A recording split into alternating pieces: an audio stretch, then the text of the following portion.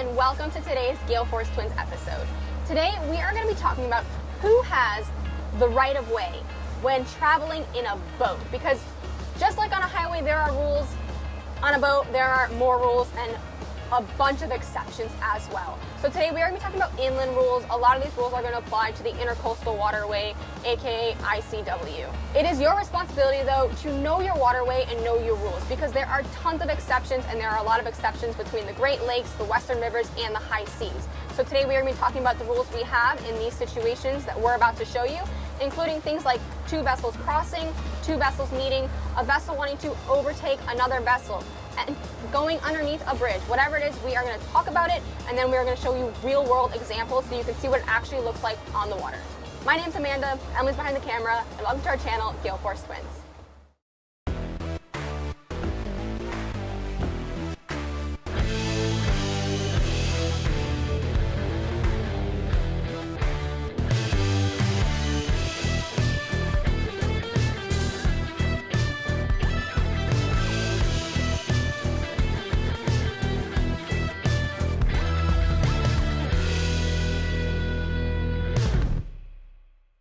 Before we get into this video, I do want to say that most boaters probably do not know the rules we are about to talk about, and if they did, they probably don't abide by them. So keep that in mind as you know these rules. Just never assume, for example, we're in a crossing situation and you know you have the right of way, never assume that they're going to give it to you, because once again, most boaters do not know these rules, so you just always need to assume that someone doesn't know and they are not going to follow them.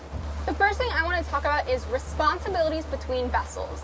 We like to call this the hierarchy between vessels. So if you're a power-driven vessel, essentially you're at the top of the hierarchy, meaning you need to give way to everybody beneath you. Now obviously this is again circumstantial, but I'm just going to go ahead and list who would be beneath you. Being the power-driven vessel, you are going to need to give way to sailing vessels under sail. Now if there is a sailing vessel under power, at that point you are both considered power-driven vessels. But if they're under sail, you give way to the sailing vessel. After sailing vessels, we are going to have vessels engaged in fishing. So that means that power-driven vessels and sailing vessels have to give way to vessels engaged in fishing. Now, vessels engaged in fishing have their own list of rules on how to make sure that they are not obstructing other vessels. For example, if you are fishing in the middle of a channel, you need to make sure that you are not fishing in an area that a power-driven vessel cannot get through. After vessels engaged in fishing, we have seaplanes. So we've got power-driven vessels giving way to sailboats. Sailboats and power-driven vessels will be giving way to boats engaged in fishing, and all three of those are going to give way to seaplanes. The first scenario we are going to talk about is a crossing scenario. So we have two boats that are about to cross in front of each other. Which vessel has the right of way and which vessel is the give way vessel? So I'm traveling in my boat and I have a vessel traveling from my right to my left, and I am staring at their port side, which is the left side of their vessel. At nighttime, I would be staring at their red light. I would be the give way vessel, meaning I stand down and they have the right of way. Naturally, the opposite of that would be I had a vessel traveling from my left to my right, and I am staring at their starboard side. At night, their starboard side being their right side of their vessel, and I would be seeing their green light at night. I am supposed to proceed as normally. I have the right of way, and they are the give way vessel. They need to stand down, slow down, alter course for me to pass. Here we have a crossing situation, a real world crossing situation. We have some kayakers up here. And technically now, if these kayakers were a power-driven vessel like us, we would have the right of way. However, because they're kayakers and they are not propelled by an engine, they get the right of way. So this is a situation where the hierarchy matters. The kayakers are going to get the right of way. We are going to be patient and let them pass us ahead of us. We just had kayakers cross ahead of me, so as far as responsibilities and the hierarchy goes, as the power-driven vessel, I am responsible to be out of their way because they have no propulsion. I have the motor. I can maneuver much easier than they can. Just like in a car, you need to watch for pedestrians, people walking on the street, biking. On a power-driven vessel like this center console, you need to watch for kayakers, paddleboards, snorkelers, scuba divers, anyone in the water. However, it does go both ways. There may be situations where as a vessel, I am physically unable to get out of the way. Maybe I'm about to run aground. Maybe there are pilings. Maybe there's a dock right there. So as the kayaker or the paddleboarder, it is also important to keep your eyes open and be aware of your surroundings. And if you can, sometimes let the power-driven vessel pass. Sometimes that is the better thing to do. Now, not every crossing situation will you have the right-of-way. If you are entering from a smaller body of water to a larger body of water or a main channel, you do not have the right-of-way. Consider a highway. If you are a car on the on-ramp, merging onto the highway, you do not assume that the cars going 60, 70 miles per hour on the highway are going to simply stop for you. It's the same for vessels. If you are coming from a smaller body of water entering a main channel, those vessels in the main channel have the right of way. The next situation we are going to talk about is a meeting scenario. So both boats are coming to a head and they are meeting each other. In this situation, neither boat has a clear right of way, and it is both boats' responsibility to avoid and maneuver the other vessel. So in this situation, the best thing to do is both boats should be altering course to starboard, altering course to the right, meaning I'm going to move to the right of the channel and they're going to move to the right of the channel for them, meaning that I'm driving on the right side of the road, they're also driving on the right side of the road for them because they're traveling the opposite direction basically. And at nighttime, what this would look like is I'd be looking at both red and green lights and they would see both my red and green lights. So in a meeting situation, best thing to do if you're meeting a vessel, alter your course to starboard and they should do the same.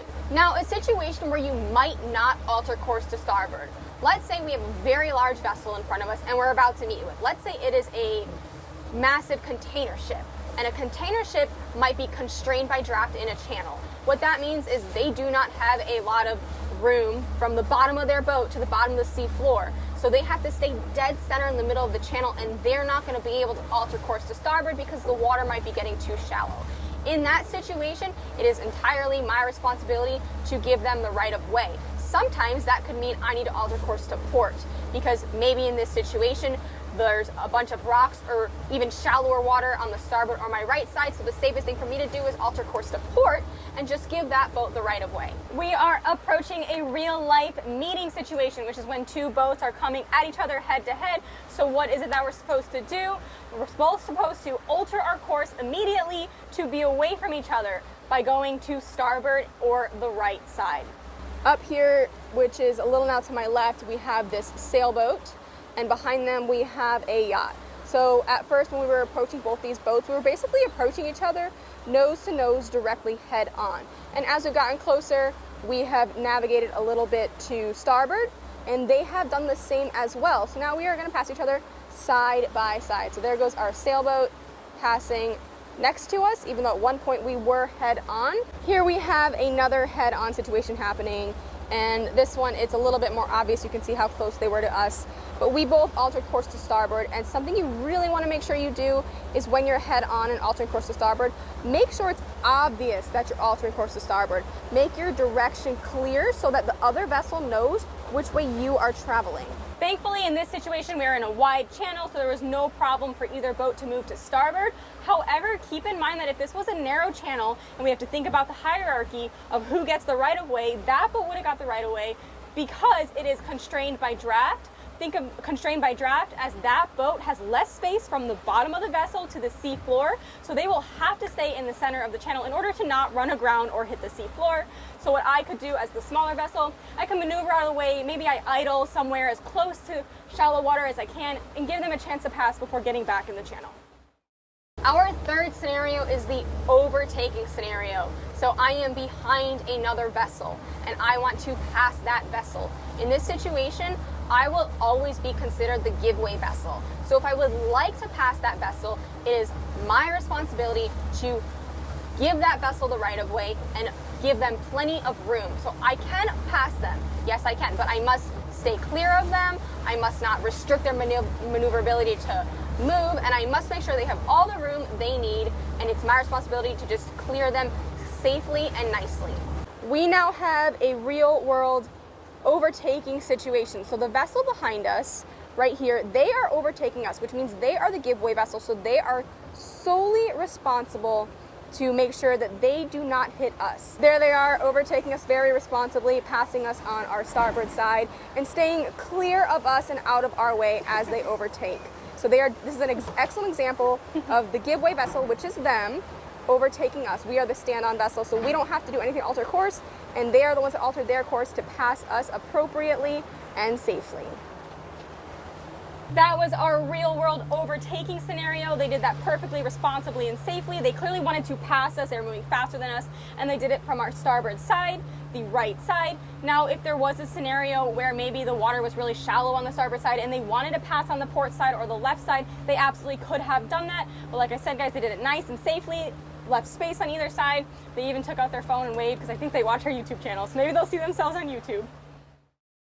Our last scenario we are going to cover is bridges. So when traveling under a bridge, the vessel that is traveling down current has the right of way, because when you're traveling down current, you tend to have less control of your vessel. When you're traveling up current, you've got a lot more control. So if it's two power-driven vessels and you both can't fit under the bridge, the down current vessel should always get the right of way. We are now approaching the bridge. So it's time to give a real world bridge example. So Emily and I, in our 33 Invincible, we are traveling on the down current side. So if as we go through this bridge, there's another vessel also trying to get under the bridge coming from the opposite direction, they should give us the right of way because we are the down current vessel, meaning we have less control of our vessel. They will have more control and more power. Not to mention, not only are we down current, we are also downwind. So that's a double whammy for us. We're down current and downwind. We will definitely have less control over any vessel coming through the bridge from the opposite direction.